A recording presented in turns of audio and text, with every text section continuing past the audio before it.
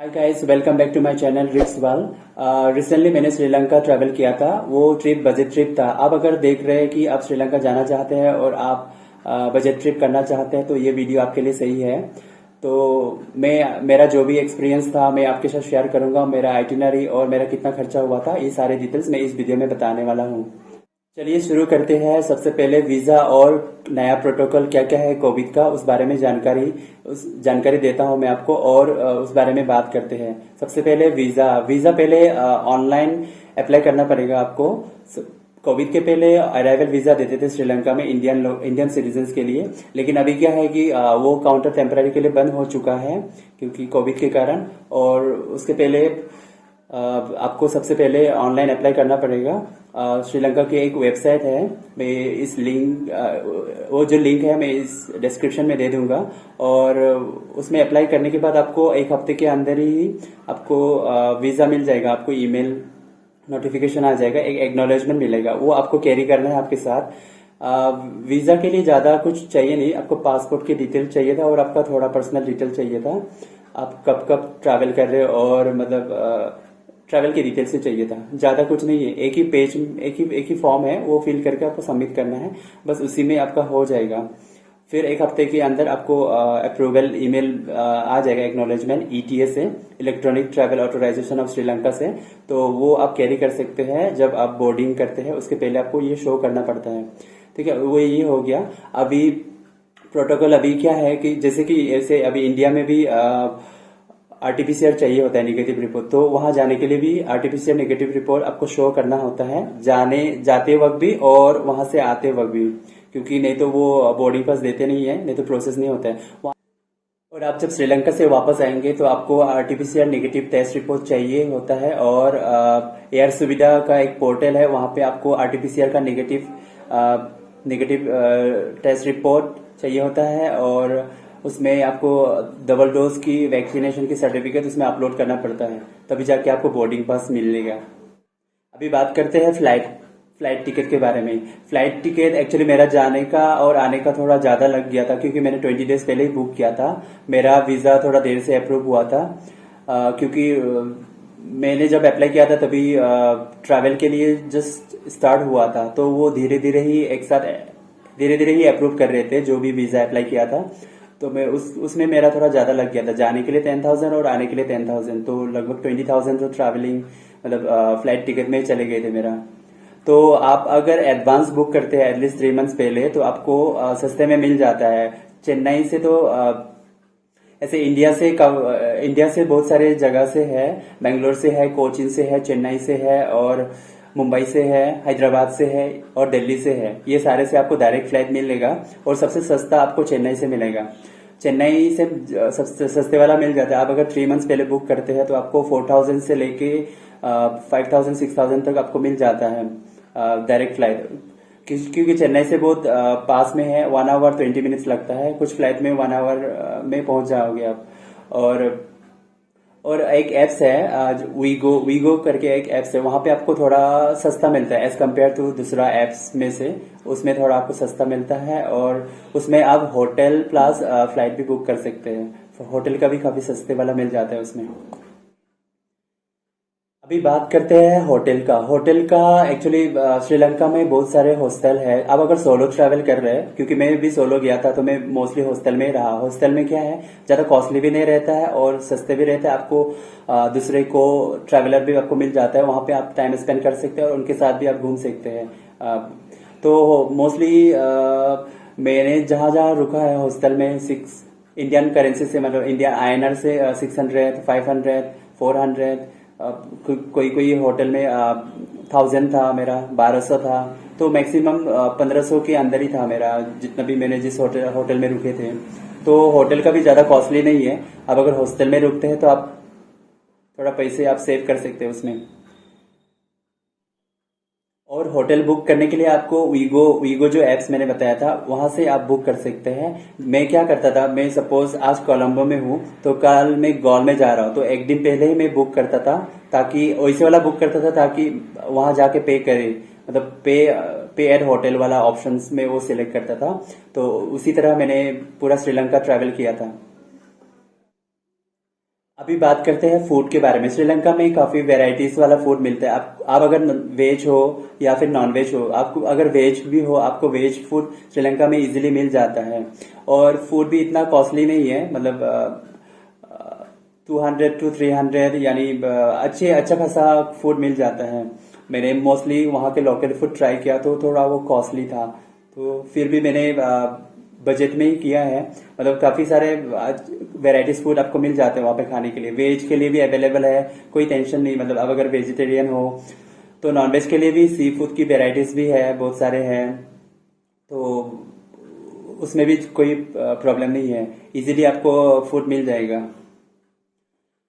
अब बात करते हैं मेरे आइटिनरी का। मैं 8 नाइट और 9 डेज स्पेंड किया था श्रीलंका में जब मैंने ट्रैवल किया था, और मैं पुणे से ट्रैवल किया था। एक्चुअली फ्राइडे रात को मेरा ऑफिस था 10 बजे तक, फिर उसके बाद मैं 11 को निकला था पुणे से मुंबई के लिए। मुंबई से मेरा early morning next day flight था 6 AM मुंबई टू चेन्नई, इसलिए मुझे रात को ही पुणे से निकलना पड़ा। फिर मुंबई से चेन्नई गया, चेन्नई से फिर मेरा 10:25 का फ्लाइट था। इंडिगो का एक फ्लाइट जाता है निगम्बो को, तो फिर मैं उसी फ्लाइट में गया था क्योंकि मुझे दिन में पहुंचना था। और उसके बाद फिर वहां से निगम्बो गया। निगम्बो में मैंने एक को ट्रैवलर था, उनके साथ मैंने शेयर कर लिया, क्योंकि जैसे यहाँ पे उबेर है, ओला है, ऐसे उबेर भी श्रीलंका में चलता है, लेकिन उससे अच्छा ओला पिकमी एक एप्स रहता है। आप अगर ट्रैवल प्लान कर रहे हैं तो आप जाने के पहले वो इंस्टॉल कर लो अपने मोबाइल पे, पिकमी एप्स। वहां पे थोड़ा सा मतलब सस्ते में मिल जाता है और वो अवेलेबल भी ज्यादा रहता है। तो वो एप्स मैंने डाउनलोड किया था, लेकिन मेरे पास सिम नहीं था, तो मैंने क्या किया था, मैंने एक को ट्रैवलर था, उनके पास ऑलरेडी रोमिंग थे और वो एप्स भी उनके पास थे, तो मैंने उनके साथ शेयर किया क्योंकि हमारा होटल पास में ही थे, ज्यादा दूर नहीं थे। तो फिर मैंने उनके साथ शेयर किया, जो भी अमाउंट आया था हमने 50-50 कर लिया। फिर मैं वहां पहुंचा निगम्बो से कोलंबो। जो एयरपोर्ट जो है वो कोलंबो में नहीं है, ऐसे कोलंबो बोलते हैं, कोलंबो में नहीं है। कोलंबो निगम्बो में है। वो जो श्रीलंका का जो कोलंबो एयरपोर्ट जो बोलते हैं वो निगम्बो में है। निगम्बो से कोलंबो जाने के लिए आपको 30 to 40 मिनट्स लगेगा बाय कार। और फिर मैं दिन में ही वहां पे गया था कोलंबो में, थोड़ा फिर पूरा सेटल होते होते शाम हो गया था। फिर शाम को मैंने सिम मैंने पहले एयरपोर्ट में चेक किया था, लेकिन वो थोड़ा कॉस्टली हो रहा था और लंबा लाइन था, तो ऑलरेडी हमारा कैब भी आ चुके थे, तो मैं चला गया था, यहाँ से लिया नहीं था, एयरपोर्ट से मैंने लिया नहीं था। तो मैंने शाम को फिर मैं कोलंबो में ढूंढा, और उस दिन सैटरडे था तो वो जल्दी क्लोज हो चुका था, जितना भी डायलॉग सिम का जो स्टोर था। क्योंकि मैंने डायलॉग सिम इसलिए लिया था, मैंने वहां के लोकल लोगों से मैंने पूछा था, मेरे साथ जो भी फेसबुक में थे उनको मैंने पूछा था कि कौन सा नेटवर्क अच्छा रहेगा श्रीलंका में पूरा ट्रैवल करते वक्त, तो उन्होंने वही सजेस्ट किया था डायलॉग वाला। तो डायलॉग का जो स्टोर था वो ऑलमोस्ट क्लोज हो चुका था। तो एक बंदा था हॉस्टल में जो कैंडी से आया था, तो वो डॉक्टर थे, जस्ट पास आउट थे, तो मैंने उनको बोला आप अगर शाम को फ्री हो तो मेरे साथ चलो, क्योंकि थोड़ा लैंग्वेज बैरियर है, हर किसी को इंग्लिश नहीं आता है, तो उनको लेके गया था, तो मेरा थोड़ा कंपनी भी हो गया। फिर हम सिम ढूंढे, एक मॉल पे मिला, सिर्फ 100 रुपया में मिला, और मैंने 300 का रिचार्ज किया। मतलब 400 में मेरा पूरा 9 डेज का पूरा खत्म, मतलब मैं यूज कर पाया उसमें से 400 में से। क्योंकि अगर एयरपोर्ट से अगर आप लेते हो तो वहां पे बहुत कॉस्टली रहता है, 1600 2000 ऐसे रहता है श्रीलंकन रुपीज में। तो आप अगर दिन में अगर आप लैंड करते हो तो कोशिश करो कि बाहर से लेने के लिए, कॉस्टली उसमें भी आप थोड़ा मनी सेव कर सकते हो। तो फिर मैंने हॉस्टल से फिर शाम को हम दोनों डिनर के लिए गए, फिर वहां से वन नाइट रुक के कोलंबो में, फिर मैं नेक्स्ट डे गॉल के लिए गया। नेक्स्ट डे मैंने कोलंबो टूर किया, उसके बाद फिर मैं गॉल के लिए गया। गॉल में मैं सी वाला जो रूट है वो मैंने यूज किया है। मतलब मैं कोलंबो में 1 नाइट रुका, फिर उसके बाद मैं गॉल गया, गॉल में वन नाइट रुका, फिर उसके बाद मैं नेक्स्ट डे में इमादुआ गया। इमादुआ एक गांव है, वहां पे एक पहचान का था, वहां पे गया था, वहां पे 1 नाइट रुका। फिर शाम को मैं मिरिसा घूमने गए थे, मिरिसा मतारा, फिर वो साउथ वाला कोस्ट पूरा घूमे थे। फिर नेक्स्ट डे फिर मैं एल्ला के लिए निकल गया था। मतारा जाना पड़ा मुझे एल्ला के लिए, क्योंकि डायरेक्ट बस तो है ही नहीं था। मतारा से भी मिला नहीं मुझे फिर एक जगह पे मुझे उतरना पड़ा। वहां से फिर मुझे एल्ला के पास मिला। एल्ला में मैंने 1 नाइट रुका और उसके बाद फिर मैं कैंडी के लिए निकल गया नेक्स्ट डे के लिए। कैंडी में 3 नाइट्स रुका। फिर मैं दम्बुला गया था।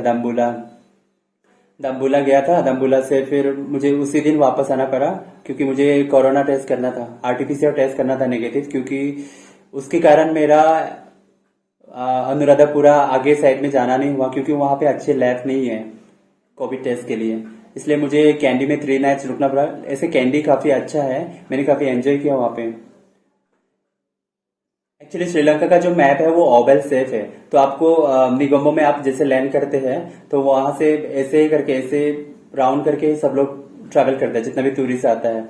सबसे पहले तो या तो फिर आप इस तरह गॉल होके इस तरह आप ट्रैवल करते हैं या तो फिर इस साइड में ऐसे ट्रैवल करते हैं। तो मेरा क्या था, मैं निगोम्बो गया, निगोम्बो कोलंबो, कोलंबो से गॉल, गॉल से इमादुआ, इमादुआ से मेरिसा, मेरिसा से मतारा, मतारा से फिर एल्ला, एल्ला से कैंडी, कैंडी से दम्बुला, दम्बुला से वापस कैंडी आया, कैंडी से फिर निगोम्बो आया, फिर नेक्स्ट डे मेरा फ्लाइट था। तो इस तरह मैंने ट्रैवल किया था। तो आपको अगर इसके अलावा भी कुछ अगर आपको क्वेरी है या फिर कुछ जानना चाहते हैं तो आप कमेंट सेक्शन में मुझे पूछ सकते हैं, मैं आपको कोशिश करूंगा कि रिप्लाई करने के लिए। ये रहा मेरा पूरा ट्रिप का डिटेल्स और मेरा अराउंड खर्चा हुआ था 22 to 23,000 खर्चा हुआ था, एक्सेप्ट फ्लाइट का टिकट छोड़ के, क्योंकि मैंने फ्लाइट का इसलिए पकड़ा नहीं है क्योंकि मैंने 20 डेज पहले बुक किया था और उसमें थोड़ा कॉस्टली हुआ था। तो आप अगर पहले बुक करते हैं तो आपको इतना खर्चा नहीं होगा, लेकिन वहां का जो खर्चा हुआ था वो थोड़ा सिमिलर हो सकता है, फ्लाइट का थोड़ा आपका अलग रहेगा। तो इसलिए मेरा जो खर्चा हुआ था बजट ट्रिप का 22 to 23,000 9 डेज के लिए, इंक्लूडिंग खाना, ट्रैवलिंग, एवरीथिंग। मैंने पब्लिक ट्रांसपोर्ट यूज किया था मोस्टली, तो थोड़ा मनी सेव हो गया उसमें। आपको अगर कुछ क्वेरी है या इसके अलावा भी कुछ आपको जानना चाहते हैं, कहाँ कहाँ घूम सकते हैं और कुछ भी जो भी क्वेरी है, कोशिश करूंगा मैं आपको रिप्लाई करने के लिए। आपको अगर कुछ क्वेरी है तो आप डिस्क्रिप्शन में आप कमेंट कीजिए, मैं आपको रिप्लाई करूंगा। Thank you.